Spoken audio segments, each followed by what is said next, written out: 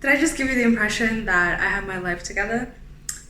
Because if I did, then I'm sorry I lied. Because I don't.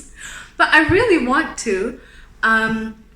So that's what this video is going to be about. If you're anything like me, it's probably dawned on you that you've gone through more than half the year and you haven't really accomplished any of the goals that you set out at the beginning of the year. But don't panic. Don't worry. I got us. Okay? That's what this video is going to be about. If there is anything that I've learned in like the 17 or 18 years that I've spent in the education system, it is how to salvage a semester.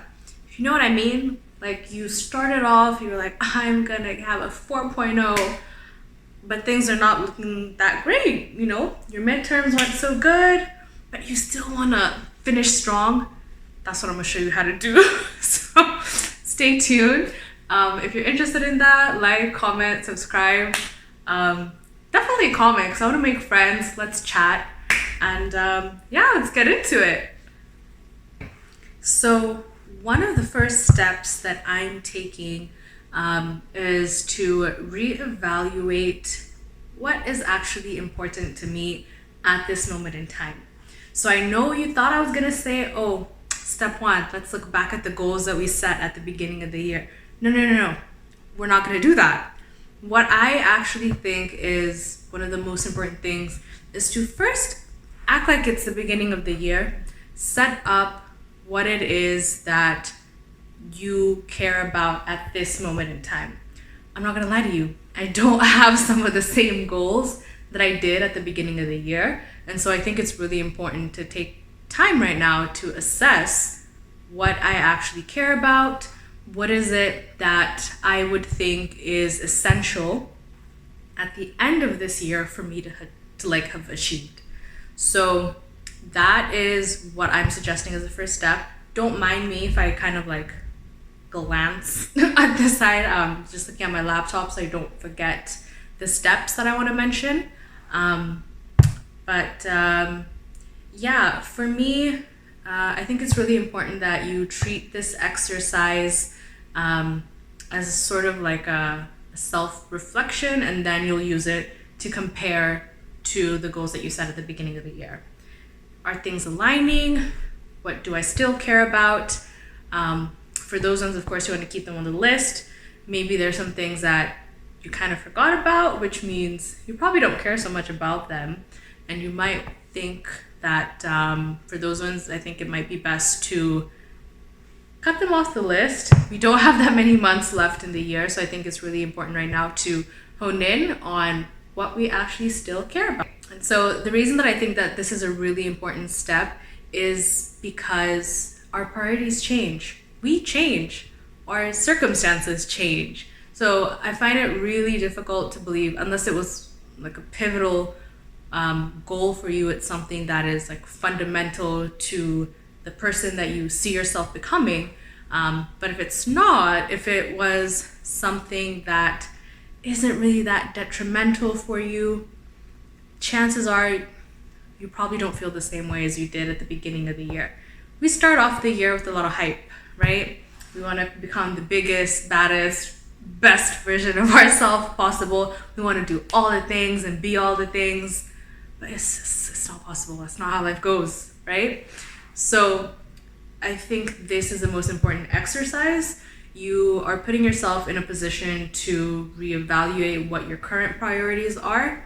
And based off of that, you also get to see how you've changed, and maybe you also get to see some of the things that are still the same. And so from there, I think that's a really important starting step. And one of the things that I'm using for that, I almost knocked over my drink. One of the tools that I'm using to help me do that is my planner. And I'm gonna show you, give me 1 second, I'm just gonna grab it. I should have had it.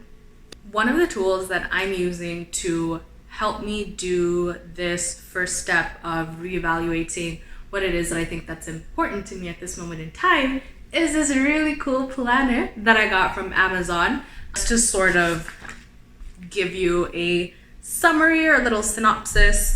It starts off with a section for you to write what you're grateful for, what you're passionate about, skills and habits that you want to learn and adopt this year, your affirmations, a section for a vision board. I'll get more into vision boards as like my second step, but you have a little section here for like a mini vision board. You get your goals that have been broken down based on like different parts and aspects of your life, which I think is really cool. And then a section for narrowing down like your top 5 most important goals, a page to mind map, important dates. Oh, this is an undated planner. I don't think I mentioned that, but I think that's really good because if you're like me and you're buying this in the middle of the year, you can input your own dates. And then from here you have sort of like the typical monthly schedule. But the thing that I think that is really great about this is you have a section for writing down your month's goals, your month's wins, and how you'll improve next month. So it's all about reflection, right? You're constantly thinking about your goals. You wake up, bam, there's my vision board, right? You're writing down what it is you need to do today. It's not just a to-do list. At the bottom there, you have what your goals are. And then when you're done, guess what? You have to think about it. So I think this is a really great tool that's gonna allow you to, I don't wanna say not forget about your goals, but I think the reason, if you're like me, if you're watching this video, that means you probably kind of are, and you're looking to salvage your year. So you might have forgotten about the goals you set at the beginning. Or maybe they were too lofty, you didn't really have a way to break them down into tasks or just smaller bits that seem more feasible. This girl right here, she's gonna be your best friend. I'm not saying you have to get the same one. And I'm not saying you have to have like a physical planner. There are definitely a lot of digital options out there that I think are really, really great. Like Notion, love Notion. Don't know if she's the most beginner friendly, but if you're like me, I love putting pen to paper. This is a pretty good starting spot. I would say if you don't already have something similar, get one, or you can even make one for yourself digitally, that's fine too. But essentially following the process of sort of like self-evaluation, reflection, and then using that as like a springboard to think about what it is that you want to accomplish with the remaining few months for this year. Step 2.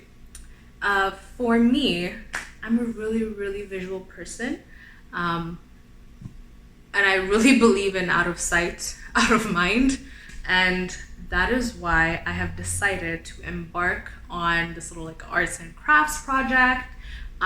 I wanted to make the mother of all vision boards this big daily reminder of all the things I want to do, the person I want to be, all that good stuff. But aesthetic, So I decided to go to Michael's and I bought this 12 by 16 picture frame.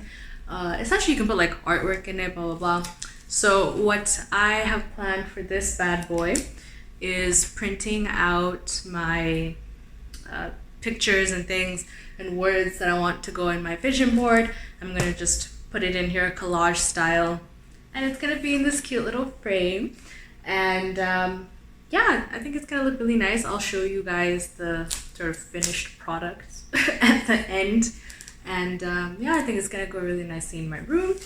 But the main reason I wanted to do this is I think a big part of why I sort of forgot about the goals I had at the beginning of the year and why we need to salvage the rest of the year is because out of sight, out of mind. Like I'm not even gonna lie, majority of the time I kind of forgot I had some of the goals that I had set out, and that obviously is a bad thing. We don't want to do that anymore.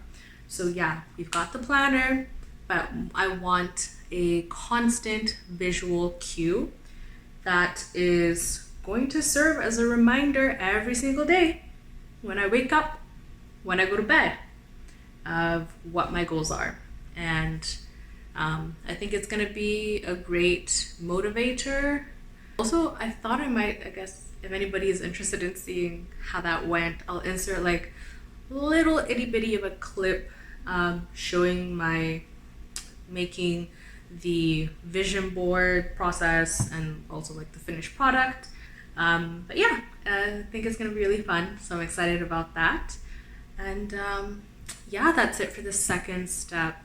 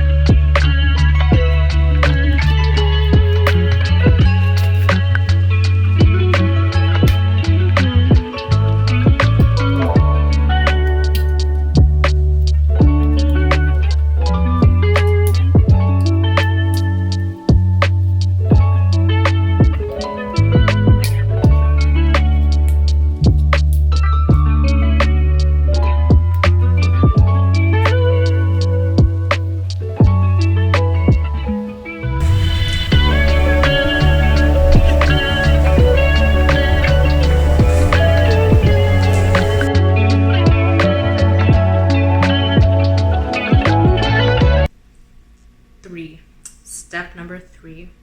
Now this might sound a little weird, but you're gonna fall off, and that's okay. So step 3 is essentially changing your mindset on falling off. We're gonna fall off, like it's inevitable. Your circumstances are gonna change. That's life. Nothing's ever constant. We do not always maintain the same momentum. So it's important to understand that you will fall off. So don't feel bad. The entire, point of this third step is changing how you think about falling off. So it's important to sort of reshape in your mind that falling off, I think we associate it with being like this bad thing. We weren't able to stick it out, we suck. But no, we don't suck. Everybody is going to fall off. We're not going to be 100% every day. And our 100% isn't even going to look the same each day. So it's important to give yourself grace, know that it's okay to fall off, but know that you can come back. Like, rethink in your mind that, okay, I am the comeback queen. Okay, if you're into sports, think redeem team. You know what I'm saying? Like US Olympics basketball team.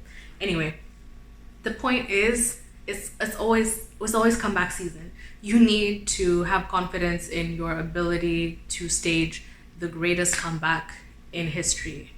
So as long as that is something that you're able to shift in your mind, doesn't matter how many times you fall off, you know that you're gonna get back up.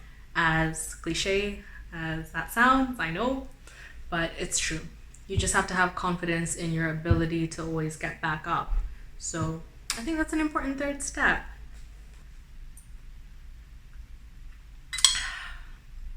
So good, so refreshing.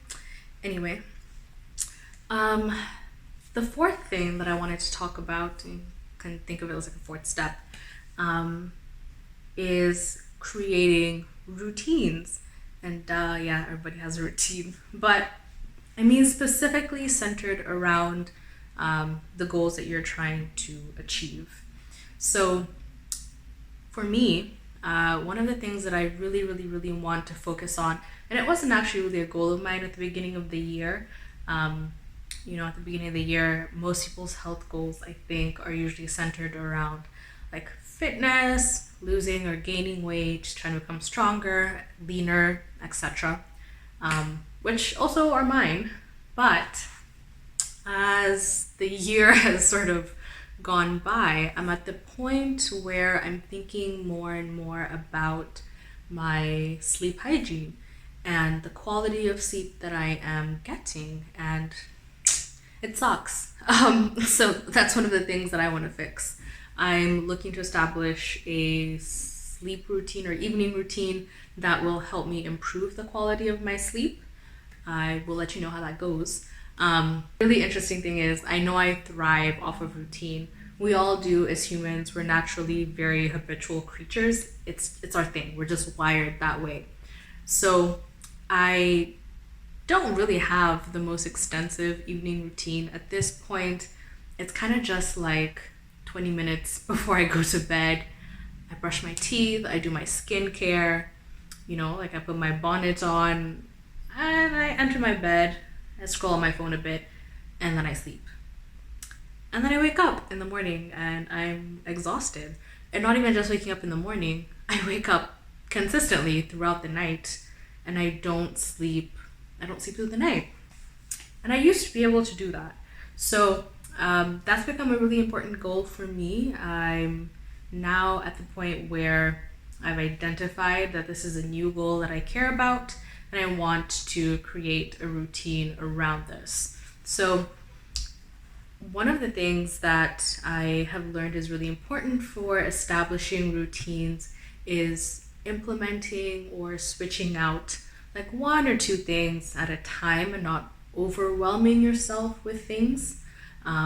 So for me, instead of just 20 minutes before I'm supposed to sleep, we're gonna add like 25 more minutes to that. So 45 minutes before I'm supposed to sleep, I will begin that routine. And for me, this is an important first step. I'm giving myself more time to sort of get my body ready and aware that we're going to sleep. The other thing that I will be implementing,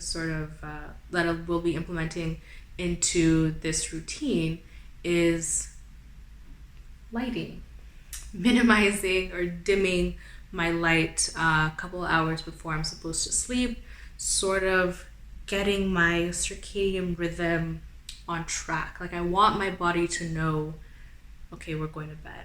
And also being aware of the sunset. That's going to be really important for me. So as soon as the sun sets, closing my blinds and the curtains and stuff in my house, using sort of warm, dim lighting, start signaling to my mind and my body, we're going to be going to bed soon, so get into it, And as I start getting more used to this and it becomes a bit more habitual, I will start implementing a couple of newer things. So the next step for me in this case would be replacing my phone scrolling time with reading a couple of pages of a book. And so this is also another reason why I'm starting by extending that length of time that I spend like getting ready to sleep. So yeah, these are just a couple of things that I will be doing to modify my existing routine, but to fit a new goal of mine. So yeah, something to think about. Another really neat trick that I've just remembered actually that will also really help you with establishing routines or even just cutting out routines is from a podcast I watched by Andrew Huberman, the internet's favorite scientist. And in this specific episode, he talks about making and breaking routines or habits. And one of the tools that I thought was really interesting is he talks about thinking through the steps of whatever routine it is you're establishing before you actually do it. So going into your mind and actively going through step by step. So like if we think about making this delicious matcha latte, if you're not someone who does this often, or you want this to be like your daily thing, like I'm gonna make myself a matcha every single day, you're gonna walk through the steps. So get up, walk to kitchen, open drawer, get cup, warm water, put it in, add powder, mix it up, you know what I mean, right? So thinking through the steps, and it's not that your brain is stupid. It's not stupid. It knows the difference between actions and thoughts. But when you are already walking yourself through this with your thoughts, your brain actually prepares for the actions. He explains this obviously in a much, much better way than I can. But I thought it was a really neat thing. So just a tip for you. That's something that also has been helping me lately. And I just wanted to share that because I just remembered it as I was thinking about this specific step of creating new routines. And the fifth and final step or sort of process that I wanted to talk about was decluttering. Yeah, you heard me. It ain't spring, but we need to do some spring cleaning. And the reason I think that this is a really important step is I always feel like I'm ready to start something new or fresh when my space feels that way. So whether it's decluttering, or maybe you want to revamp your space if you have the budget or the time to do that, I definitely recommend that. But I think this is a really great time because you're thinking about who you want to be. Your circumstances, your environment should be reflecting that. So, cleaning up your space, getting rid of old clothes or stuff, things that you want to donate, but basically creating an environment that's gonna help you thrive and prosper and be the you that you want to be, right? So yeah, really simple fifth step there, and it can be decluttering whatever it is that you need to do, whether it's like a deep clean of your house, whether you need to declutter like your digital space, if it's like your social media, you want to go and take a look at who are you following. Are you following people that are like the opposite of who you want to become, or things that are aligned with your goals? Are you following people that make you feel bad about yourself? Like all of these things, they make a difference. And they impact us so much, especially with social media, because we spend so much time on it. I think it's really important to be careful and selective about the content that you're consuming. So sort of like a digital cleanse and declutter, I think is really important too. Is your screen on your laptop or your PC? I don't know. Anyway, if your laptop home screen is looking like this, you need to fix that. Okay, so we're decluttering all spaces that we spend majority of our time in.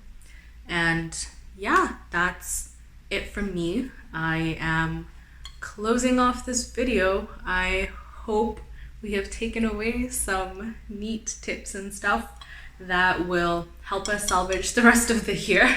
It ain't over till it's over. So don't lose hope. And if you do, just know I'm in the same boat with you, and come back to this video. Come back and comment. Yeah. I guess people usually say like, comment, and subscribe. So do that. Hit me up in the comments. Let's talk. Let me know some of the things that have worked for you or that you're implementing right now. Yeah, let's share. We all want to be better people, right?